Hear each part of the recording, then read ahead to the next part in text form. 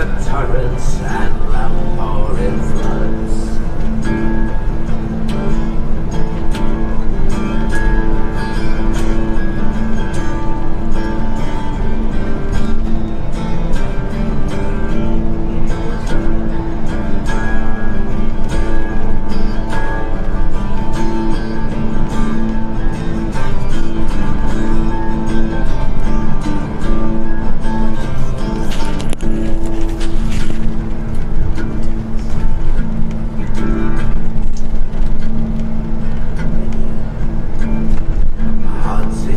Highlands, my heart is not here. My heart's in the Highlands, chasing the deer.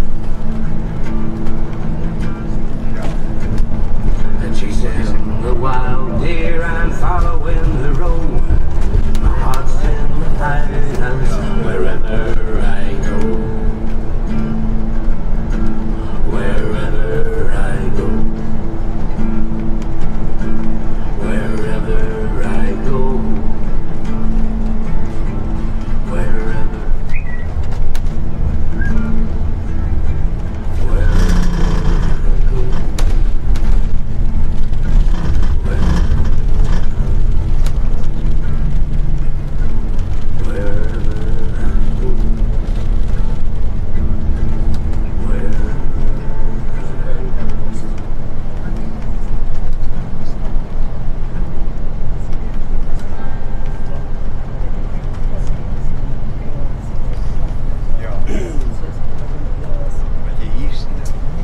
Okay, so the Highlands makes up 2/3 of the landmass of this country. I think I mentioned that earlier on. So basically, down the southwest, so you follow the River Clyde that goes through Glasgow all the way to the mouth of it, the estuary. It basically cuts through there, cuts right through the heart of Scotland up to the northeast, a place called Stonehaven. So everything above that is Highlands. Was almost connected to the lowlands of Highlands. Up here it's all volcanic rock. Down in the lowlands it's mainly all sedimentary rock. So if you walk around Edinburgh, you see lots of golden sandstone buildings. You've got Glasgow, lots of red sandstone buildings. You go up to Aberdeen, just below the Highland boundary fault line, you see lots of granite buildings. So granite is a volcanic stone. So they call Aberdeen a granite city. So even on a sunny morning like today, you know, it's very dull in Aberdeen because all the buildings, or most of the buildings anyway, have this grey facade. All these different shades of grey, perhaps 50 shades of grey. Never counted them, without all the whipping and handcuffs and stuff. It might go on in Aberdeen, who knows. Never spent much time up there because there's not much to do as far as I can see. Unless you're working in oil and gas. But aye, this Highlands, as beautiful as they are, it seems a very unruly place, full of barbarians. Hairy Highlanders or kilts and beards and swords chopping each other's heads off. Kinda was like that. Quite a lawless place, I'm not going to lie to you. But you know, of course, well over a century, the British government went around pacifying the Highlands, dismantling the clan system was so prominent up here. So basically different areas controlled by different clans. Clan comes from the Gaelic word, it means children. So clans you might have heard of, MacDonald, MacDougall, MacLeod. So basically any kind of famous Scottish name, any popular Scottish name you can think of, there's probably a clan called that. It's almost like a mafia. So you got the mafia Don, the clan chief. His two sons quite high up in the chain. Cattle drovers quite high up as well because they're important, they bring money into the clan. The hierarchy of the clan system. Now you are supposed to descend from one common ancestor. Like my clan, my granddad from Glasgow, he was MacDougall. So if it's right, if I go all the way back to where the name came from, it should go back to this guy called Dougal, who apparently is the son of a guy called Somerled, this kind of Viking guy. So MacDougall, so you can be the clan Dougal or MacDougall. So clan means children of Dougal, MacDougall, son of Dougal. Same kind of clan. Well, I'll come back to that later on, but that's what a clan is. You don't have to be a clan, you don't have to be a MacDonald to be in a McDonald's, for example. You just have to pledge your allegiance to the clan chief. He'll let you stay in the land, he'll look after you. If there was a call to arms, you wanted to go for a fight or whatever, you know, you had to fight. It's part of the terms of being in the clan. That'll be a place you're just driving through, it's called Loch Earn Heads. It's one of these kind of blinking, you'll miss it. places. But so called because it sits at the head of Loch Earn, which is on the right hand side. But we are about to drive through a glen. What's a glen, you might be saying to yourself? That's what we call our valleys here in Scotland, glens. So you hear me talking about a glen today, I'm talking about a valley. It can of course be a man or a woman's name, but for the purpose of this tour I'm talking about a valley. And this particular valley, this particular glen is called Glen Ogle, O-G-L-E, which translated from the Gaelic means the Valley of Death. Nice and cheery, eh? So hopefully get through here in one piece today. Why is it called the Valley of Death? I'm not entirely sure, it just is. Can't find any information as to why. But a couple of things I've noticed driving through as I often do is that there's some rocks that kind of hang precariously just ahead of us on the left hand side. Maybe these big boulders roll down to squash people like big Easter eggs, bringing death. Maybe that's why it's called the Valley of Death. There's a railway line actually that runs parallel with this road up on the left hand side. You'll see a viaduct a bit further up. Not the one from Harry Potter, it's a place called Glenfinnan, but still quite nice. Now, the railway no longer comes through here because it's deemed to be too dangerous for trains to come through here. But I reckon it's alright, safe enough for buses to come through, so. Like I say, hopefully I get through here in one piece. Remember, that's why it's called the Valley of Death. But to me, and I'm no expert on this looks like a great place to ambush somebody. I'm not talking about today, of course, I'm talking about hundreds of years ago.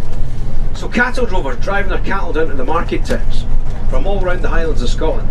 Now obviously if you're doing that, you want to keep them on a nice flat trajectory. You don't want to be walking on top of the hills, that takes too long, use up too much energy. So a bit more energy efficient to stay nice and low, nice flat trajectory, keeping them close to the wee streams so they can have a drink on a warm day like today. Keeping the bowels of the glen. Can I just imagine people up here hiding behind rocks and stuff, maybe not eating for a few days, maybe not eating for a week, salivating, licking their lips as these Highland cows are driven through the glen, and then they run down, attack the cattle drovers, kill them and steal the cows. Maybe that's why it's called the Valley. But like I say, I can't find any information as to why, just this. A couple of things I've noticed driving through, I often do. To me a bit further up, there's this big flat area just along the parallel with these streams. So to me it looks like cattle have been bounded down there. Made it flat. Right. Now the most famous cattle thief he had here in Scotland is a guy called Rob Roy McGregor. And that was a movie that came out around at the same time as Braveheart. It's called Rob Roy. Apparently more historically accurate than Braveheart, which as I heard wouldn't be that difficult. But one thing to note, that in real life, Rob Roy apparently is quite a wee guy, he's about 5'4". Liam Neeson, who plays Rob Roy in the movie, is quite a tall guy, he's 6'4", so maybe better big tall. Liam Neeson played big tall William Wallace in Braveheart, little short Mel Gibson played little short Rob Roy and Rob Roy, just to make it a bit more historically accurate. So a wee guy, his name is Robert, that's where Rob comes from, and Roy is basically the anglicised word that means red in Gaelic, R-U-A-I-D-H, means red in Gaelic. So Rob Roy just means Red Robert. And it was called Red Robert because it was covering a mane of red hair, head to toe and ginger hair. I mentioned already, Mac, anytime you see the Mac in someone's name, Mac means son of, and Gregor means child of the mist. So his full handle, full title, translated as Red Robert, son of, child of the mist. It's a very romantic name for a terrorist, an extortionist, a racketeer, a rogue, a Jacobite, a rustler, a sword fighter, a mafia don. Someone was going to describe this man. He was that and more. He's a very colourful character. It wasn't just his mane of red hair that made this guy colourful, it was his antics. Almost like a Scottish version of Robin Hood, this guy. But this guy didn't rob from the rich to feed the poor, he robbed from the rich to feed himself. So he kind of started off life as a kind of petty cattle thief, stealing cows, probably around this area. His clan used to stomp around this neck of the woods. So a cattle thief, but that got too much like hard work for this guy. He's like, you know, I can't be bothered chasing people about. I'm going to just go around the farms and give them a little proposition. So basically go around the farm and say, look, you pay me money every month, I'll make sure I'll not steal your cows. But you pay me a wee bit more money every month, I'll make sure no one else steals your hairy cows. If they do, I'll hunt them down, I'll get the cows back and I'll deal with the thieves for you. I'll sort them out. So every month, Rob Roy or one of his henchmen would go around the farm collecting what became known as black mail. So remember, these cows used to be black in colour, and mail's an old Gaelic word that means fee or payment, so that's where the word blackmail comes into English language. This payment. Now, if they didn't pay up, they just help themselves to other provisions. Or just take your chickens and your sheep. You give me the money, I'll give you them back. So his arch nemesis was a guy called the Duke of Montrose. He used to steal his cows all the time. And he campaigned to get the MacGregor clan outlawed. So it actually became illegal to be known as MacGregor in Scotland.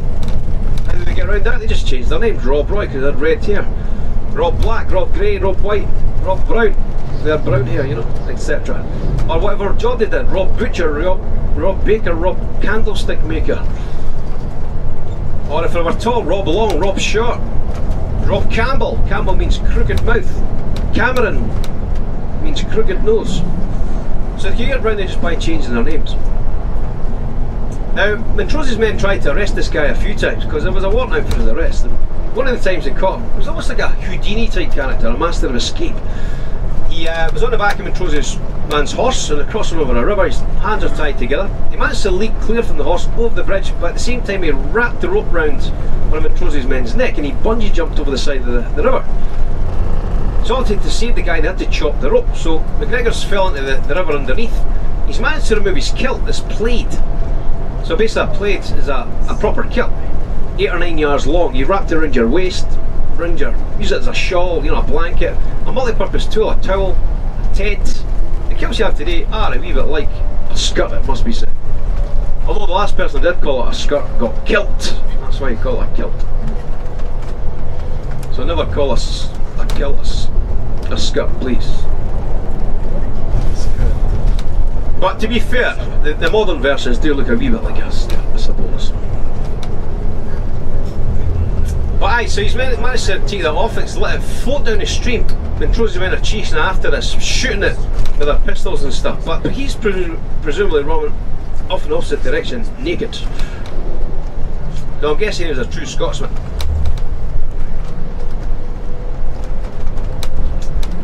So quite a wee guy, short stumpy legs, wide across his shoulders, very long arms. There's aren't great attributes you want to be a basketball player, but he wasn't a basketball player, he was a sword fighter. It's a great attitude you want to be a sword fighter. You've got a low centre of gravity, those short legs, you know, long arms, powerful shoulders. Self-explanatory why that would be helpful if you're a sword fighter.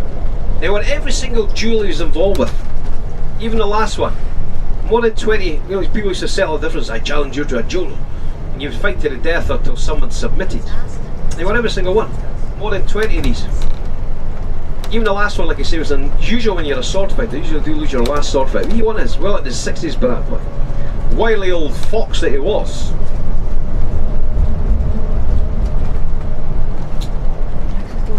But eventually he was captured.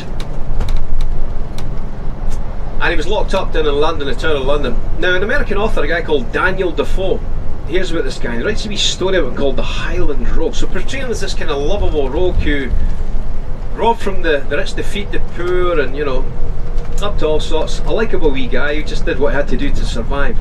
And there's a wee bit of public sympathy for this guy as people who read this Highland Rogue. It was a campaign to get the clan reinstated, make it legal to be called MacGregor again, and that's exactly what happened. And he was released. Now he's buried just a few miles away, down, just kind of past where, drove through the area where he was buried, a wee place called Balquidder, and his grave's there. You can visit his grave, and it says on his grave, "Here lies Rob Roy, a MacGregor, despite them." So MacGregor, despite not being allowed to be, he was always a MacGregor, this guy. Just maybe not a name all the time, but MacGregor by heart. I try and paint a mental picture of this guy might look like. I always get this vision of an orangutan wearing a kilt, carrying a sword. You know, this wee creature with the short legs, long arms, wide across the shoulders, quite wee in height, head to toe and red hair. Sounds exactly like an orangutan to me. Because it's a Highlander that's going to be wearing a kilt, this orangutan, his wee belly hanging over the top, you know, its wee sword sticking up in the air as well, since a sword fighter. Anyway, we are driving through the Loch Lomond and Trossachs National Park. We don't see Loch Lomond on this tour, that's kind of that way, but we see other lochs, of course. Trossachs, for the record, means craggy land or rocky land. I'm going to play a wee song right now, it's called Loch Lomond.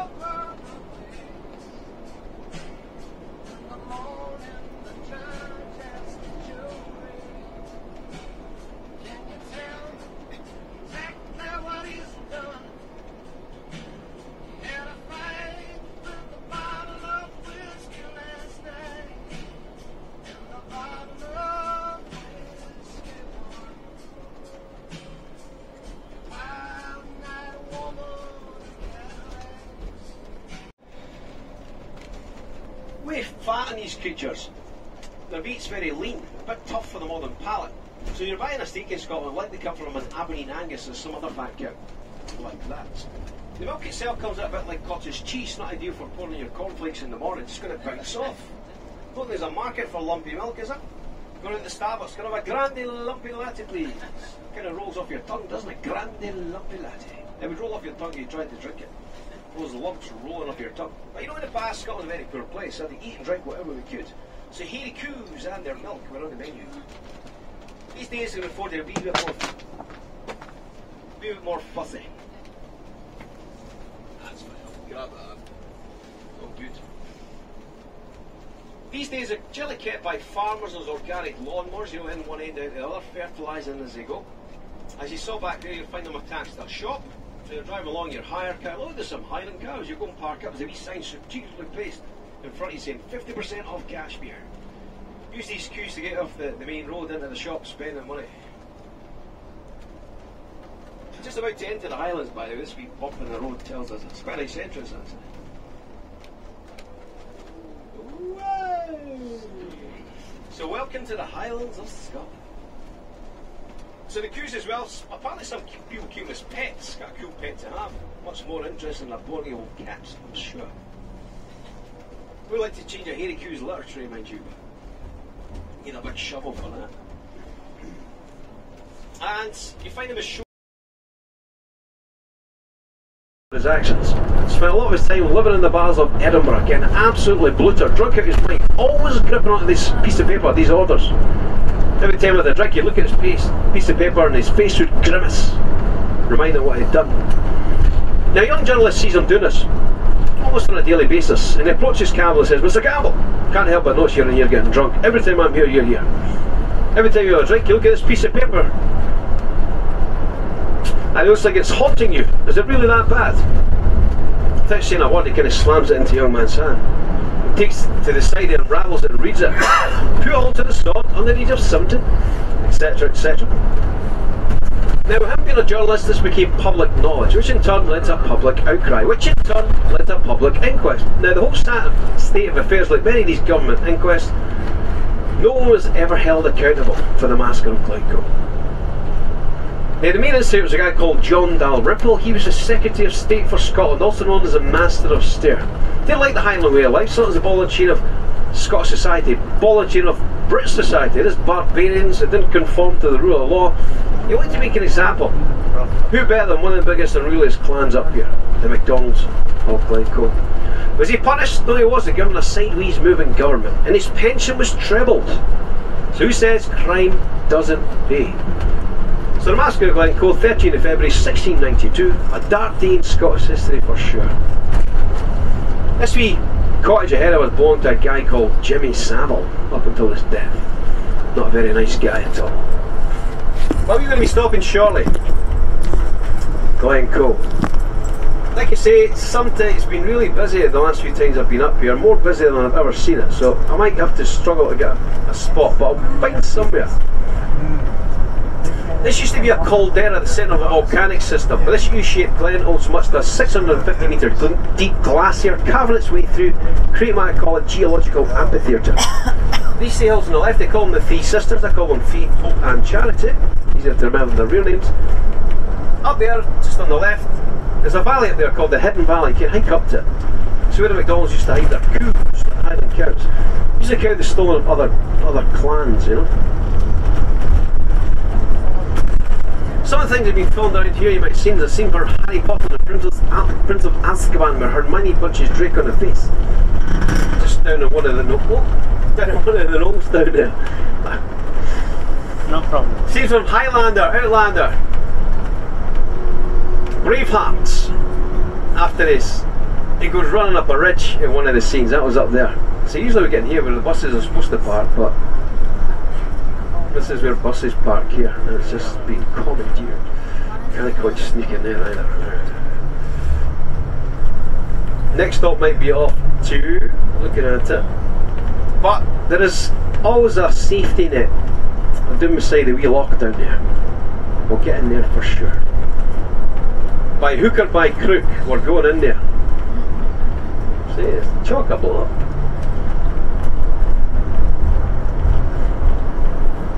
think it's actually a better view. You're looking back up the way you go. There's a wee bridge, so you've got River Cove draining out the wee lock there. Little lock-in as we call them, a small lock or lock-in. And there's a wee bridge you can stand on, have the water as your backdrop looking back up this way.